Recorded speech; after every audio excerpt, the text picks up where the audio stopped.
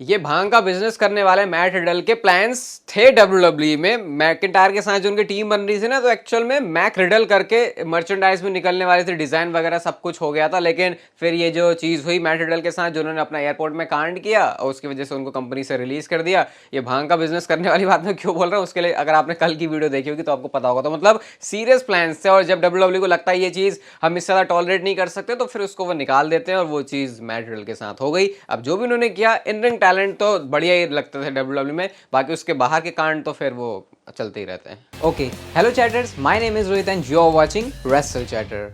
Welcome है guys आपका voice of wrestling के एक और नए एपिसोड में। और आज फाइनली मैं आपको बता सकता हूं कि डब्ल्यूडब्ल्यूई का सर्वाइवर सीरीज में क्या प्लान है। तो बहुत सारे सोर्सेज की तरफ से, अलग अलग सोर्सेज की तरफ से ये रिपोर्ट आई है कि डब्ल्यूडब्ल्यूई सर्वाइवर सीरीज में वॉर गेम्स वाला मैच करवाने वाली है। अभी ये नहीं पता कि वॉर गेम्स वाला मैच है तो उसकी वजह से रॉ वर्सेस स्मैकडाउन वाली थीम का क्या होगा, लेकिन इतना तो है कि वॉर गेम्स का मैच होगा। और वो मैच भी कौन सा होगा उसके बारे में भी आइडिया भी आपको पता है। जो जजमेंट डे की टीम है वो पूरी चल रही है, और अगेंस्ट में ये Kevin Owens, Sammy Zayn, Cody Rhodes, Jey Uso, ये सब दिखते हैं। तो ऐसा एक डब्ल्यूडब्ल्यूई मैच बनाने का प्लान कर रही है। एक वॉर गेम्स वाला मैच होगा, आपको पता है 4 बंदों का डब्ल्यूडब्ल्यूई इसको करती है। ऐसी भी पॉसिबिलिटी हो सकती है कि क्या पता ड्रू मैकिंटायर इसमें ऐड हो जाए, क्योंकि ड्रू मैकिंटायर भी एक तरीके से इनके बिजनेस में कहीं ना कहीं इन्वॉल्व होते हैं, लेकिन अभी इस बात में कुछ कंफर्मेशन नहीं है। तो फिर वॉर गेम्स मैच इस बार सर्वाइवर सीरीज में होगा, और ये मैच ने लास्ट टाइम जैसा परफॉर्म किया था, मुझे लग ही रहा था ये चीज कंटिन्यू होनी चाहिए, और डब्ल्यूडब्ल्यूई उसी प्लान के साथ जा भी रही है। अगली स्टोरी जॉन सीना और एनएक्सटी से रिलेटेड है। तो मैं आपको अपनी पहले की वीडियोस में बताया है कि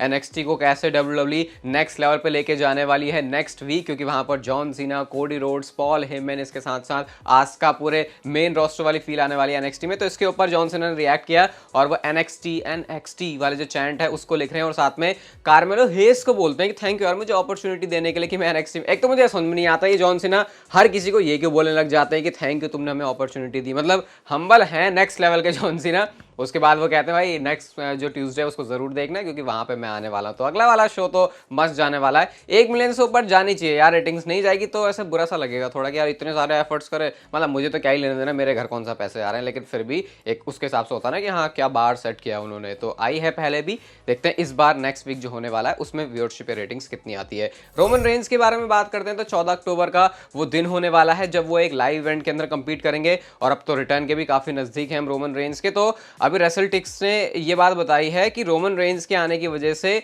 350 के आसपास टिकट जब से वो अनाउंस हुए हैं ज्यादा बिकी हैं। तो इसकी कैपेसिटी जो कैंसस सिटी है टी मोबाइल सेंटर में शो होने वाला है, यहाँ पर अवेलेबल टिकट स्टिल 4000 हैं, और जो डिस्ट्रीब्यूटेड है वो भी 4000 है। तो 8000 की कैपेसिटी है। अब इसको बोल तो रही है बहुत ज्यादा, बट मेरे को समझने में कहीं गलती हो रही है। मुझे तो नहीं लग रहा ज्यादा है कि रोमन रेंज के अनाउंस होने की वजह से कोई ज्यादा हुआ है। और हर बार मैं देखता हूँ कि अगर 200-150 भी टिकट बिक्री होती तो वो कहता है अरे भाई नंबर्स मूव हुए हैं, ज्यादा बिकी है टिकट। अब क्या ये मैं इंडिया की पॉपुलेशन के हिसाब से देखते हुए कंसिडर कर रहा हूँ, ये मुझे समझ में नहीं आ रहा, या फिर 350 ज्यादा नंबर होता है। क्योंकि हाँ ये भी देखना पड़ेगा ना कि यार शो में बंदा आएगा, पूरा टाइम इन्वेस्ट करेगा, तो यहाँ पैसों की बात नहीं, यहाँ टाइम की भी बात होती है। तो इस हिसाब से देखा जाए तो है। तो आपका क्या कहना है इसके बारे में? क्या ये मतलब मैं जस्ट फीलिंग शेयर कर रहा हूँ कि मुझे तो ऐसे लग रहा है, आपको क्या लग रहा है? अगला जो स्मैकडाउन का शो है, यानी जो कल स्मैकडाउन का शो होने वाला, भाई साहब बम्पर चीजें होंगी। बॉबी लेस्ली और रे मिस्टीरियो का मैच होगा, ऑस्टिन थेरी और ड्रैगन ली का मैच होगा, Asuka and Charlotte Flair versus Bayley and Iyo Sky का टैग टीम मैच होगा, कोडी रोड्स, जे उसो और जजमेंट डे, ये सारे लोग भी होने वाले हैं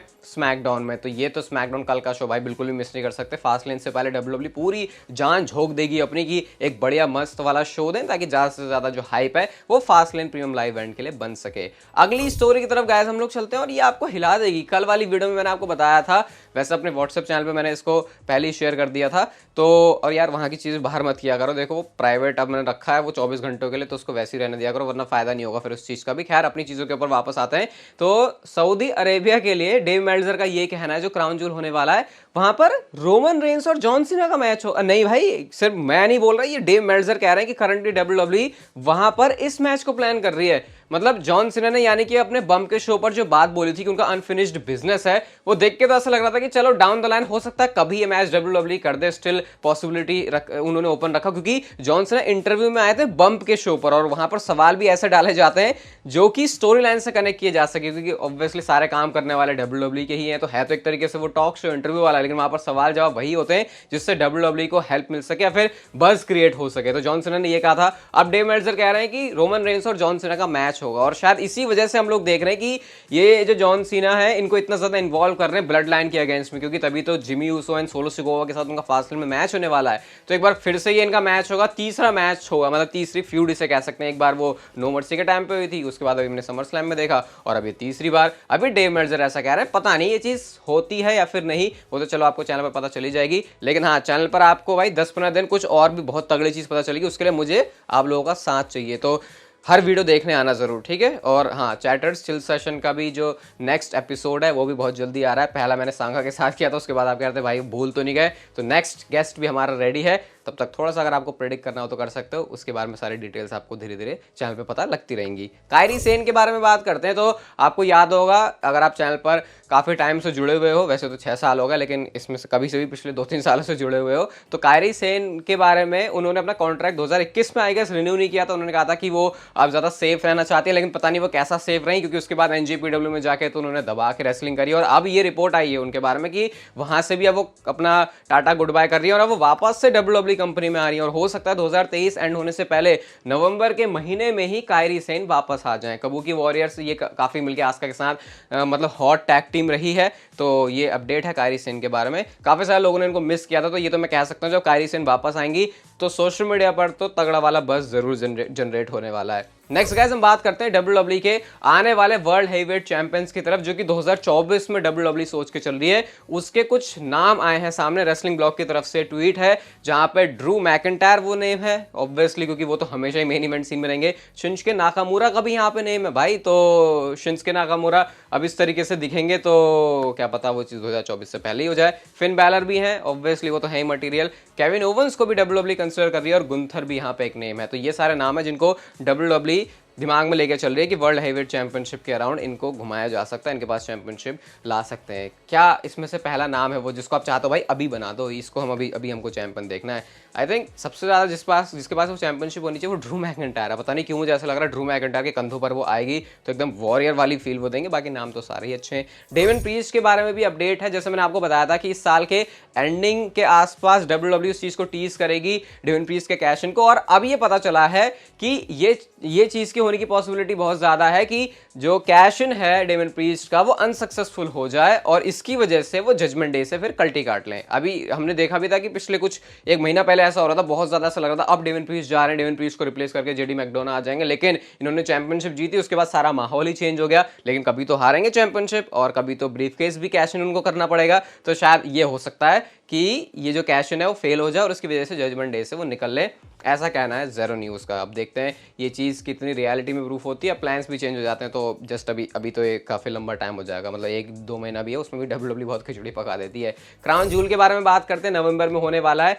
रोनाल्डो के बारे में मैंने आपको बताया था कि उनको आने के प्लान्स हैं। एक टाइम पर WWE उनको डिस्कस कर रही थी होस्ट बनाने के लिए, अभी भी स्टिल पॉसिबिलिटी है और वेरी लाइकली है अभी अपडेट कि वो अपीयर होंगे क्राउन जूल में, तो ये स्टिल एक पॉजिटिव अपडेट है। बहुत सारे लोग पूछ रहे थे भाई रोनाल्डो के बारे में तो बताओ, काफ़ी टाइम हो गया, लास्ट टाइम से कुछ बताया नहीं, तो अभी जस्ट यही है उनके बारे में, लेकिन हाँ चांसेस पहले से ज्यादा बढ़ गए हैं। ज़ेरो न्यूज़ की तरफ से ट्वीट है जहां पर आप नेम्स देख सकते हो, Carmelo Hayes, Bron Breakker, Trick Williams, Stephanie, Cora Jade, Roxanne, ये सारे वो नाम हैं जिनको WWE इस समय कंसिडर कर रही है कि इनको NXT से कॉल अप किया जाए मेन रोस्टर में। तो हो सकता है कि काफ़ी जल्दी ये सारे नाम धीरे धीरे आते रहें। यार ब्रॉन ब्रेकर इसमें ऐसा नाम है ना, अगर मेन रोस्टर में आके कचरा हुआ, मतलब 10 मिनट की वीडियो तो मैं बनाऊंगा और इसमें मैं क्या बोलूंगा मुझे नहीं पता है, क्योंकि ब्रॉन ब्रेकर ऐसा बंदा भाई उसको तो तुम ये भी नहीं कह सकते कि इसमें कैरेक्टर नहीं है, क्योंकि उसका कैरेक्टर ही मुझे लगता है पूरा उसका रेसलिंग करने का स्टाइल है, जो वो अपना भाई फिजिकल अपीयरेंस से बहुत फर्क पड़ जाता है WWE में। तो ये तो मुझे एक डन नाम लगता है भाई, जिसको तो मिलना ही चाहिए बहुत तगड़ा पुश, और ये कैरी कर सकता है कंपनी को आगे। बट वही है WWE की नज़र में है, वो अलग बात है तो सही नज़र में, लेकिन क्या उस लेवल पर है वो देखना रहेगा। तो ये कुछ नाम है जो आने वाले टाइम में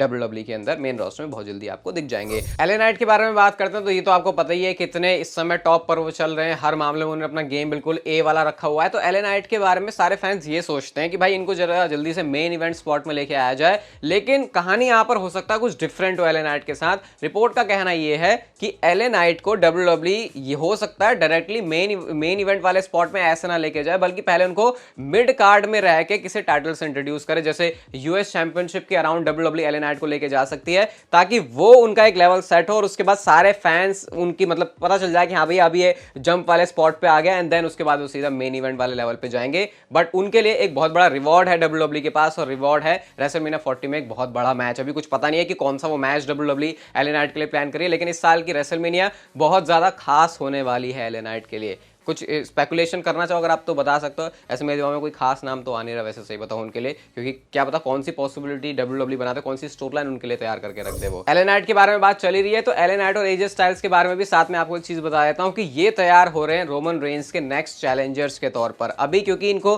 घुमाया जा रहा है रोमन रेंस की स्टोरी लाइन के अराउंड, जैसे AJ स्टाइल्स को तो पिट पिटा के साइड कर दिया, LA नाइट स्टिल इन्वॉल्व है, तो ये तैयार हो रहे हैं। AJ स्टाइल्स और रोमन रेंस के मैच के तो रूमर्स वैसे थे पहले क्राउन जूल के लिए, लेकिन अब वो जॉन सीना और रोमन रेंस के मैच के लिए, तो इसका मतलब ये नहीं कि AJ स्टाइल्स का स्पॉट चला गया है। WWE को बहुत सारे अपोनेंट्स की जरूरत है नए नए तरीके के रोमन रेंस के लिए, तो इसलिए AJ स्टाइल्स भी ऑप्शन खुला हुआ है। और LA नाइट के बारे में तो मैंने आपको बहुत पहले से ही बताया हुआ है, तो ये दोनों सुपरस्टार भी आगे उसी डायरेक्शन में जा रहे हैं। आप चलते हैं गाइस हम हमारी आज की कुछ मेजर स्टोरी की तरफ, और ये Roman Reigns, rock, Cody Rhodes और रेसलमेनिया इस पूरे सिनेरियो से रिलेटेड है। सबसे पहले तो अभी जो रॉक के बारे में लेटेस्ट अपडेट है एलिमिनेशन चेंबर के बारे में, वो ये बताती है कि वो होस्ट या फिर स्पेशल गेस्ट रेफरी का रोल प्ले कर सकते हैं elimination chamber premium live event में, क्योंकि उनके बारे में ऑलरेडी इतनी बातें चल रही है रेसलमेनिया के लिए। तो WWE का प्लान है शायद उनको एलिमिनेशन चेंबर में यूज करने का, लेकिन साथ में उन्होंने ये भी बताया कि रोमन रेंस का जो अपोनेंट है वो एलिमिनेशन चेंबर में जाके हमको पता चलेगा कि वो रेसलमेनिया में वो किसको फेस करने वाले हैं। अब एग्जैक्टली इस बात का क्या मतलब है वो और डिकोड किया जा सकता है, लेकिन हमको ये भी पता चला कि रोमन रेंस और कोडी रोड्स और रोमन रेंस और रॉक ये दोनों मैच होने वाले हैं 2024 में, लेकिन दोनों मैच रेसलमेनिया में नहीं होंगे, इसमें से कोई एक मैच रेसलमेनिया में होगा। और जो दूसरा मैच है वो WWE या तो चेंबर में करेगी 2024 के, या फिर 2024 के एंड में आते आते जो मतलब नेक्स्ट ईयर WWE का सऊदी अरेबिया में शो होता है वहां पे जाके करने वाली है। तो प्लान WWE का दोनों ही सुपरस्टार्स को लड़वाने का है। तो क्या इससे ये समझ में आ रहा है कि जो रॉक हैं वही अपना स्पॉट कंफर्म कर रहे हैं रोमन रेंस के साथ लड़ने के लिए एट रेसलमेनिया 40? ये एक सोर्स का कहना है, लेकिन अगर दूसरे सोर्स की बात बताऊं तो वो ये पता चलता है कि अभी भी WWE ने लॉक नहीं किया है Roman Reigns and the rock का मैच। जो मैच है अभी वो रोमन रेंस और कोडी रोड्स का ही है। मुझे कुछ बोलते हुए ऐसी आ रही है कि क्या चल रहा है यहाँ पे। और रॉक अगर रोमन रेंस के साथ रेसलमेनिया 40 में मैच कर रहे हैं तो फिर उनको बहुत सारे प्लान्स को कैंसिल करना पड़ेगा, बहुत सारी भसड़ मचानी पड़ेगी, उसके बाद जाके Roman Reigns and the rock का मैच होगा रेसलमेनिया 40 में। तो ये इतना कंफ्यूजिंग है, इतना कंफ्यूजिंग है कि जब तक हम आंसर ढूंढने की कोशिश करेंगे शायद पता लगेगा कि हमारा सवाल ही क्या था, हम वही भूल गए। पता नहीं, बहुत ज्यादा कंफ्यूजन चल रहा है, लेकिन जैसे जैसे होगा मैं आपके साथ शेयर करूंगा। मुझे खुद नहीं समझ में आ रहा तो भाई मैं आपको क्या समझाऊं, आपको क्या समझ में आ रहा है बेस्ट आप मुझे बताना कमेंट में। ये वीडियो गाइस अगर आपको अच्छी लगी तो उसे लाइक शेयर सब्सक्राइब और नोटिफिकेशन बेल को ऑन कर दो, and I will see you guys in my next video.